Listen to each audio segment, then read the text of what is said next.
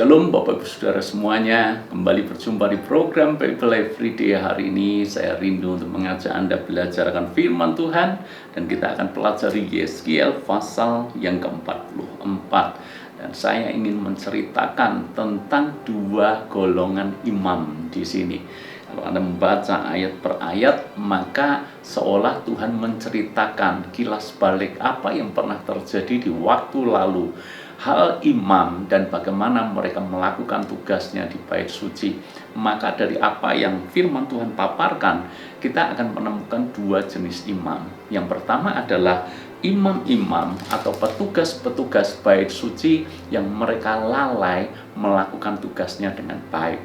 Mereka justru menyesatkan banyak orang karena mereka kompromi dengan dosa.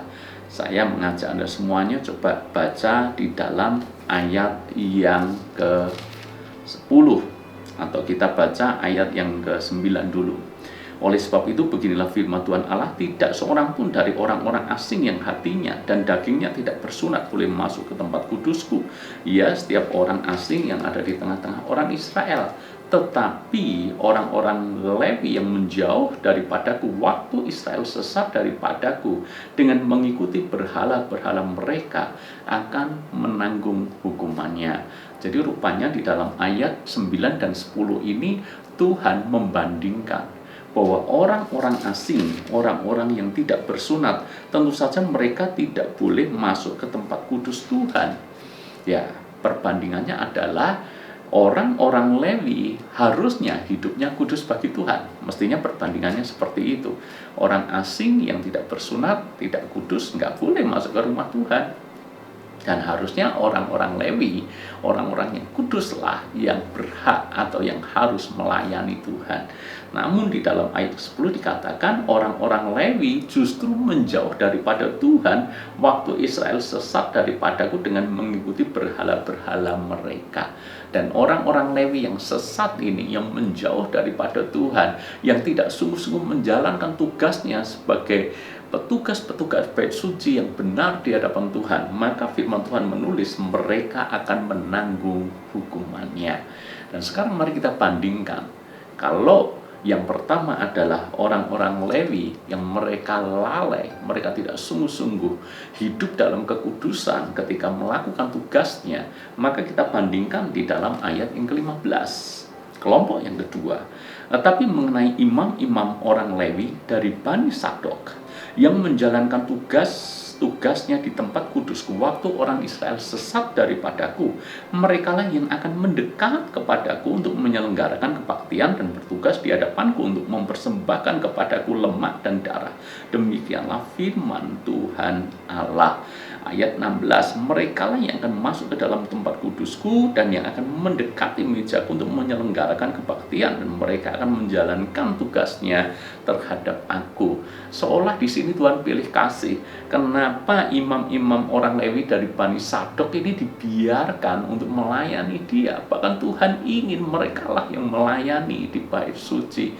Kenapa yang satu pelayanannya diterima, yang satu di ayat yang ke-10 pelayanannya ditolak oleh Tuhan? Karena jelas sekali perbedaannya. Yang satu sesat hati, hatinya menjauh daripada Tuhan, kompromi dengan dosa. Namun keturunan daripada Bani Sadok ini menjalankan tugasnya dengan benar, bahkan ketika orang Israel sesat daripada Tuhan. Jadi Anda bayangkan, kebanyakan orang Israel pada waktu itu meninggalkan Tuhan, berpaling daripada Tuhan, menyembah berhala. Namun orang-orang Lewi dari Bani Sadok, mereka konsisten dengan imannya.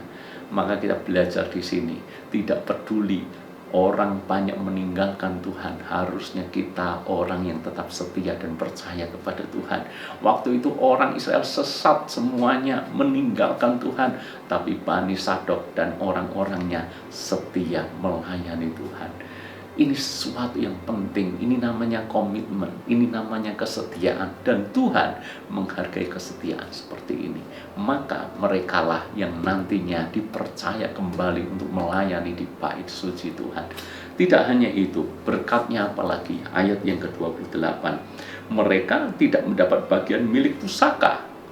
Mungkin kalau berhenti di sini seolah-olah ini hukuman, seolah-olah ini bukankah harusnya mereka mendapatkan hal yang baik, tapi kenapa justru mereka tidak mendapatkan tanah milik pusaka? Tapi kita lanjutkan, sebab akulah milik pusakanya. Wow, ini luar biasa. Jadi Tuhan mengatakan berkat mereka itu bukan tanah, tapi akulah yang menjadi milik pusaka mereka. Anda bisa bayangkan, Tuhan pencipta langit dan bumi ini yang menjadi milik pusaka orang-orang Lewi dari Bani Sadok.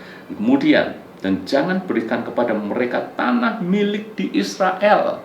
Sekali lagi, ini bukan hukuman, sebab ayat berikutnya dikatakan, sebab akulah milik mereka.